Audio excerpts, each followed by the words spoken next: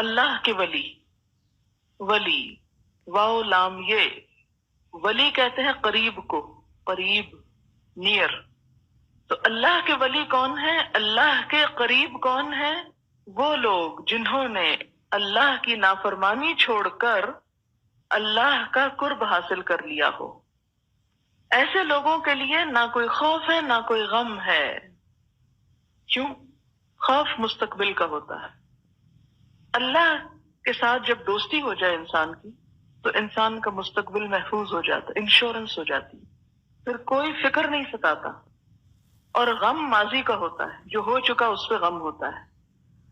اللہ کے ولی کو ماضی کا غم بھی نہیں ہوتا. کیوں؟ کیونکہ اس کا یہ یقین ہے کہ ہر فیصلہ، ہر چیز جو ہوئی ہے اللہ کے اذن سے ہوئی ہے، اللہ کی مرضی سے ہوئی ہے. اور اللہ کا ولی اللہ کی مرضی پہ راضی ہوتا ہے. جو اللہ کی مرضی پر راضی ہو جائے، جو اللہ کی رضا پر راضی ہو جائے، اس کے لیے پھر کوئی غم نہیں. جو اللہ کے فیصلوں پہ راضی ہو جائے تو یہ قسمت کا حصہ تھا، یہ تقدیر میں لکھا ہوا تھا، ایسا ہونا تھا، میں اسے ایکسپٹ کرتا ہوں، تو غم نکل جائے گا. غم اس وقت ہوتا ہے، تکلیف اس وقت ہوتی ہے جب آپ اللہ کے فیصلوں کو قبول نہیں کرتے. آپ چیزوں کو اپنی مرضی کے مطابق کرنا چاہتے ہیں، اللہ اپنی مرضی کے مطابق کرنا چاہتے ہیں. میں نے آپ کو پہلے ہی بتایا نا کہ خوشی کا اصل کانسیپٹ کیا ہے. خوشی انسان کو کب حاصل ہوتی؟ جب اس کو اس کی مرضی کی چیز حاصل ہو جائے تبھی خوشی ہوتی ہے نا. جب انسان اللہ کی مرضی، اللہ کی رضا پہ راضی ہو جاتا ہے تو خود بخود اس کو خوشی نصیب ہو جاتی. تو سمجھتا ہے اللہ کا فیصلہ میرا فیصلہ، وہ اللہ کی رضا پہ راضی. پھر کوئی چیز اس کو مل جائے تو اس پر بھی خوش ہے کہ اللہ نے دی ہے. کوئی چیز چلی جائے تو وہ ناراض نہیں ہوتا، اس کے دل میں اللہ کے خلاف شکوے شکایات نہیں آتے، کہتے یہ اللہ کا فیصلہ ہے، اس نے لے لی ہے. انا للہ و انا الیہ راجعون. تو غم کس بات کا رہے گا؟ پریشانی اور دکھ کس بات کا؟ پریشانی تو اس کو ہوتی ہے جس میں چیزیں اس انسان کی مرضی کے خلاف جا رہی ہوں. تو اپنی مرضی کو اللہ کی مرضی کے تابع کر لیں، ہر غم دور ہو جائے.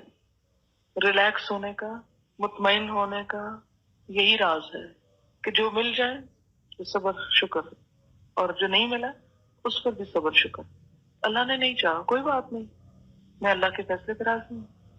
اور جو اللہ کے فیصلے پہ راضی نہ ہو اور چیزوں کو اپنی مرضی کے مطابق دیکھنا چاہیں، وہ کبھی بھی خوش نہیں ہو سکتے. ان کی زندگی میں کوئی خوشی نہیں آ سکتی، کیونکہ یہ زمین اللہ کے مرضی اور پلاننگ اور ڈیزائن کے مطابق بنی ہے. اس میں جو کچھ ہے اس سب میں اس کا حکم چل رہا ہے. پھول پتے اس کے حکم سے نکلتے ہیں، سورج اس کے حکم سے چمکتا ہے، ہوائیں اس کے حکم سے چلتی ہیں، بارشیں اس کے حکم سے برستی ہیں.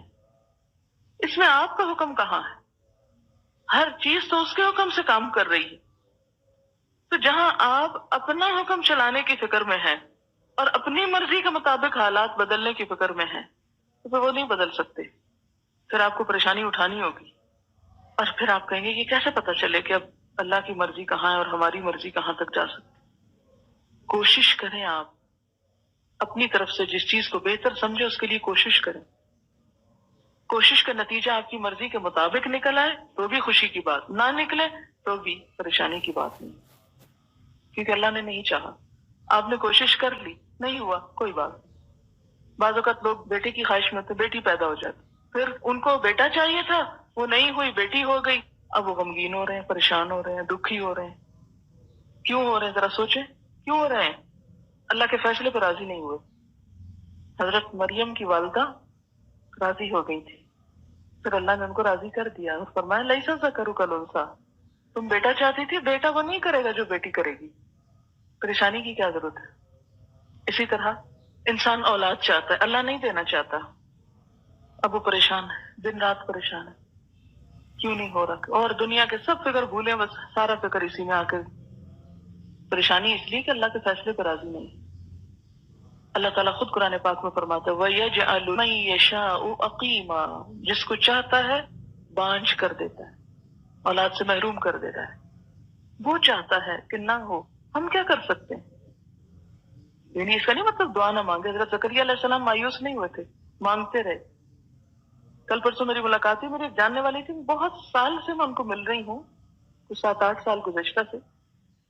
تو کچھ عرصہ سے وہ درس میں کم آ رہی تھی, تو میں نے کہا آپ کو کم دیکھتی ہوں, کیا وجہ ہوئی؟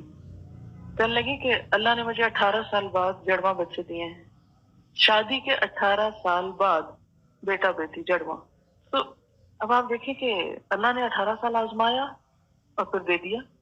مانگتے رہے ہوں گے اور اللہ نے دے دیا. اب آپ دیکھیں کہ اگر وہ 18 سال پریشانی میں گزار کے کوئی کام نہ کرتے تو اپنی زندگی ضائع کر دے. تو اس خاتون کو ہمیشہ میں نے اچھے کاموں میں مصروف پایا. ٹھیک ہے, جب تک نہیں ہوتے انسان اپنے اس وقت, صلاحیت, اس قوت, طاقت کو کسی اچھے کام میں لگا دے. وہ نہیں ملا, کسی اور طرف سے نیکی کما لے. حضرت عائشہ کی بھی تو اولاد نہیں تھی, ان کی تو ایک روایت نہیں ملتی کہ جس میں انہوں نے کسی ایک پریشانی کا اظہار کیا کہ یار اب مجھے تو نے کیوں نہیں اولاد دی. تو ان کا دل نہیں چاہتا ہوگا؟ چاہتا ہوگا. انہوں نے اپنی ساری انرجیز دوسری طرف لگا دی. بہت سے یتیم بچے پالے انہوں نے, بہت سے یتیم بچے, ان کی کیئر کرتی تھی, لک آفٹر کرتی تھی. اگر اللہ نے ایک طرف سے کام کرنے کا موقع نہیں دیا تو دوسرا کوئی اور کام اختیار کر لیں, لیکن اللہ کی رضا پہ راضی ہو جائیں. اگر راضی نہیں ہوں گے اور مستقل پریشان ہوں گے تو مسئلہ حل نہیں ہوگا, نقصان ہو جائے گا. اور نقصان یہ کہ جو وقت اور قوت اور فراغت آپ کو ملی بچے نہ ہونے کی شکل میں, وہ ضائع کر دیا آپ نے. تو جب بھی ہمیں کچھ ملتا ہے وہ ملنا بھی آزمائش ہے, اور جب نہیں ملتا تو نہ ملنا بھی آزمائش ہے. اور دونوں حالتوں میں اطاعت پر قائم رہنا ہی کامیابی ہے. اگر ایک دروازہ بند ہو گیا ہے تو باقی تو کھلے ہیں نا. ہم کیوں اسی پہ کھڑے ہو گئے کہ جب تک یہ نہیں کھلے گا ہم دوسرے سے نہیں جائیں گے اندر. دنیا میں کیا ہوتا ہے, آپ کہیں جاتے ایک دروازے پہ بہت رش ہوتا ہے تو عقل مند لوگ وہاں کھڑے نہیں رہتے, وہ فوراً دیکھتے اچھا کون سا راستہ خالی, کہاں جاؤں. مثلاً آپ دیکھو کئی جگہ دعوت ہوتی, سارے لوگ ایک ہی جگہ کھڑے ہو جاتے ہیں, سارے باقی ٹیبل خالی پڑے رہتے, کسی کو توفیق نہیں ہوتی ذرا آگے بڑھ کے تو دوسرے پہ چلا جائے. عموماً پبلک کا رجحان یہ ہوتا ہے, تو پانی پینا ہے, کولر کے پاس کھڑے ہیں, وقت ضائع کر رہے ہیں. یہ نہیں کرتے کہ آگے بڑھ کر اس کو ایک جگ بھر لے اور سب کو گلاس میں ڈال کے سب کو بھگتا دے. سلیقہ ہی نہیں ہے زندگی میں, وقت کو استعمال کرنے کا طریقہ ہی نہیں ہے, چیزوں کو آسان بنانے کا ڈھنگ ہی نہیں ہے ہمیں, کیونکہ اس میں تھوڑی سی ایفرٹ لگتی ہے, ذرا سا قدم آگے بڑھانے کی ضرورت, اور وہ ہم بڑھانا نہیں چاہتے. اب جیسے آپ دیکھیں موٹر وے پہ جاتے ہیں, سروسز ہیں, تو وہ پبلک ٹوائلٹ اگر یوز کرنا پڑے تو لوگ عموماً پہلے کو ہی کرتے ہیں نا, نمبر 1. میں ہمیشہ آخری کو جا کے کرتی ہوں کیونکہ وہ سب سے صاف ہوتا ہے. صرف چند قدم آگے چلنا پڑتا ہے کیونکہ وہاں تک جانے میں کوئی زحمت گوارا نہیں کرتا. تو اب اگر ہم زندگی کی چھوٹی چھوٹی چیزوں میں کہ اگر یہاں راستہ بند ہو گیا ہے, یہاں چیز نہیں مل رہی, تو کوئی یہی زندگی ہے, اس سے آگے بڑھیں اور جہاں اور چانسز ہیں جو اور کام آپ کر سکتے ہیں وہ کر لیں. تو یہاں پر بھی غم اور خوف سے نجات حاصل کرنا ہی اصل کامیابی ہے, اللہ کے دوستوں کی نشانی ہے, اللہ کے دوستوں کی نشانی. اگر آپ ان 2 چیزوں سے آزاد نہیں تو آپ اللہ کے دوست نہیں. بہت بڑا فتویٰ دے رہی ہوں, اپنے اپنے دلوں کا جائزہ لیں اور اپنے آپ کو آزاد کریں ان دونوں چیزوں سے. ہر روز دل کا جائزہ لیا کریں, کوئی غم تو نہیں اٹکا ہوا, کوئی خوف تو نہیں ہے, کیونکہ خوف انسان کی صلاحیتیں چھین لیتا ہے, انسان کی قوتوں کو ختم کر دیتا ہے, اور اسی طرح غم بھی انسان کو بیکار بنا دیتا ہے. خوف اور غم کی ضرورت ہے انسان کے اندر, لیکن خوف اللہ کا رکھے اور کافی ہے وہی, اور غم ان نعمتوں کو ضائع کرنے کا کریں جو کر چکے ہیں آپ, جو اوقات, اور آئندہ وہ نہ کریں. جو چانسز ہم گواہ بیٹھے ہیں نا ایک دفعہ, اب آئندہ نہ گوائیں ان کو. فرمایا الا ان اولیاء اللہ لا خوف علیہم ولا هم یحزنون,